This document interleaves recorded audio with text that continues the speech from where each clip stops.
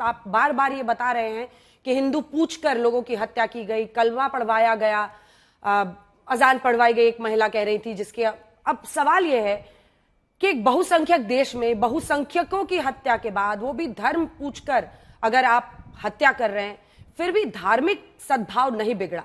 ये भारत की ताकत है। और कई नेता ये बताने पर कि परिवार वाले बता रहे हैं कि उनको हिंदू बताने की वजह से मारा गया, वो कह रहे हिंदू मुस्लिम मत करो। क्या ये सच सामने आना जरूरी नहीं है? क्या उन महिलाओं की बात पर कालीन बिछा दी जाए, ढक दिया जाए? नहीं, जो सच्चाई है वो तो उससे कोई इनकार नहीं कर सकता।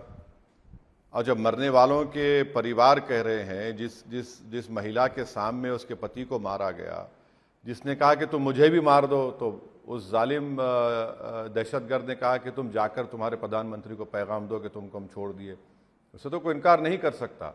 मगर मेरा बोलना यह है मैडम कि हमारे देश में सद्भावना और यूनिटी और मजबूत होनी चाहिए।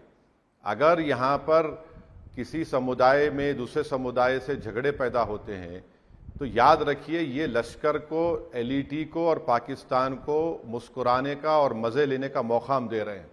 उनका बुनियादी मकसद एक ही था कि कश्मीर एक मुस्लिम मेजॉरिटी स्टेट है, वहाँ पर हिंदू कैसे आया उसको मारना।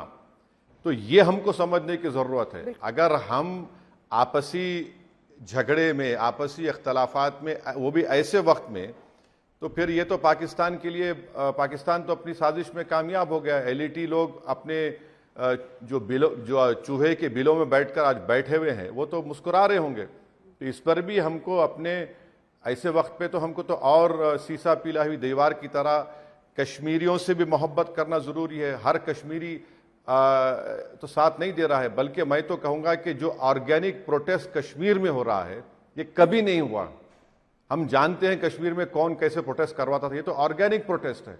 बिल्कुल। सोपोर एक इलाका है जहां पर कोई टूरिस्ट जाता नहीं है, वहां पर रात के अंधेरे में लोग निकल कर प्रोटेस्ट कर रहे हैं। श्रीनगर की जामा मस्जिद में मीर वाइज ने 2 मिनट की खामोशी और ताजियत की बात की है। तो ये मैं अपने देश के प्रधानमंत्री से और गृह मंत्री से अपील करूंगा कि कश्मीर के जो इस ऑर्गेनिक प्रोटेस्ट का हमको अच्छी तरीके से फायदा उठाना चाहिए। इसका हमको फायदा उठाना चाहिए और ये एक हिस्टोरिक मोमेंट है, तारीखी मौका है, हम इसको गंवाना दे बस। देखिए, पहलगांव हमले के बाद क्या आपको लगता है कि आतंकियों का धर्म नहीं होता? ये सवाल इसलिए क्योंकि इंद्रेश कुमार कह रहे हैं, वो पूछ रहे हैं कि अगर आतंक का मजहब नहीं होता है तो मरने के बाद नमाज क्यों पढ़ी जाती है, कब्र में दफन की जाती है, जनाजे में इतनी भीड़ क्यों उमड़ती है? इसको लेकर जो प्रश्न होता है, अब सवाल यही है कि एक के बाद एक ऐसी आतंकी घटनाएं, और पहली बार इतने जघन्य तरीके से धर्म पूछकर पॉइंट ब्लैंक रेंज पर पत्नियों के सामने बर्बरता से पति के सिर में गोली मारना, ये क्या बताता है? और आप दूसरी तरफ हिंदू धर्म की सहनशीलता देखिए। कई बार कहा जाता है ना कि मुस्लिमों के खिलाफ हो रहा है कार्रवाई, इसलिए वो हथियार उठा लेते हैं, लेकिन जब धर्म पूछ पूछ कर 26 लोगों को ऐसे मारा गया, तब भी हिंदू धर्म की सहनशीलता ऐसी है जिससे सबको सीखने की जरूरत है। मैडम, सबको सीखने, सब समुदाय को सीखने की जरूरत है। नाथूराम गोडसे मुसलमान तो नहीं थे ना, गांधी की हत्या कर दी एक ज़ईफ आदमी, 70 साल के बूढ़े गोली मार दी उनके साथियों ने। और जहां तक इंद्रेश कुमार का वो वाहियात बयान है, भाई जब अजमल कसब को हमारे बहादुर मुंबई पुलिस के लोगों ने अपनी जान गंवाकर उसको अरेस्ट किया, उस पर हमारी कोर्ट ने कार्रवाई की और पूरा ड्यू प्रोसेस उसको फॉलो करने दिया। उसके बाद जब उसको फांसी की सजा दी गई तो मुंबई के मुसलमानों ने कहा कि हमारे खबरस्तान में हम दफना नहीं देंगे अजमल कसब को। वो क्यों भूल जाते हैं? भाई अगर आप इसको इस नज़रिए, मजहब के नज़रिए से देख रहे हैं तो फिर ये पूछना पड़ेगा, फिर दिल्ली के सड़कों पर सिखों को किसने मारा था? इंदिरा गांधी को किसने मारा था?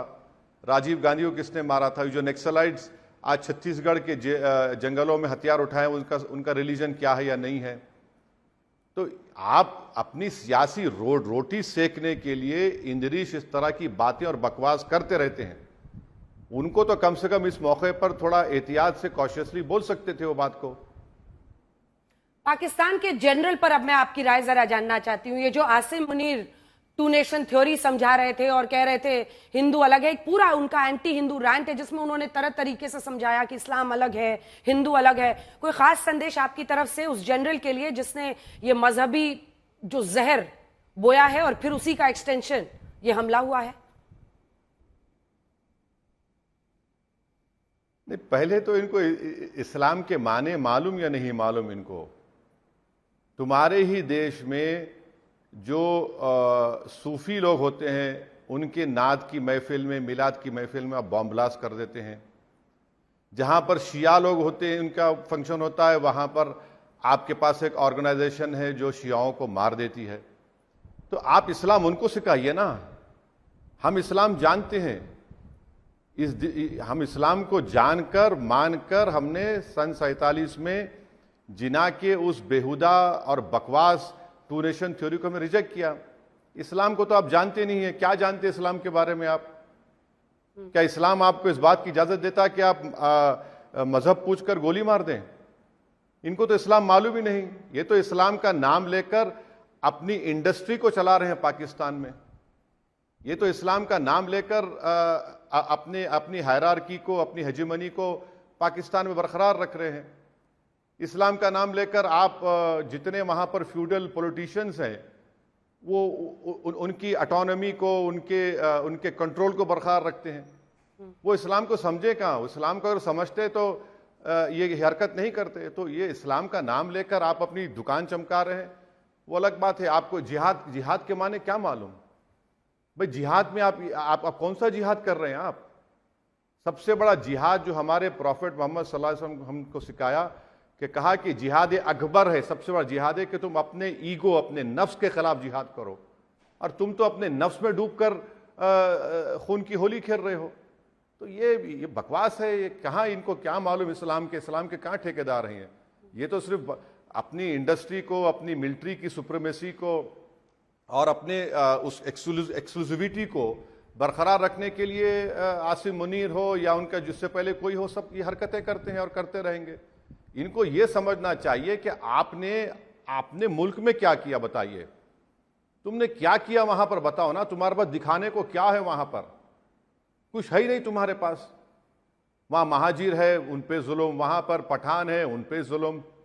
हाँ, हर चीज आप कर रहे हैं, बकवास कर रहे हैं पूरे मुल्क में अपने ही, और फिर आप ये सब तमाशे कर रहे हैं।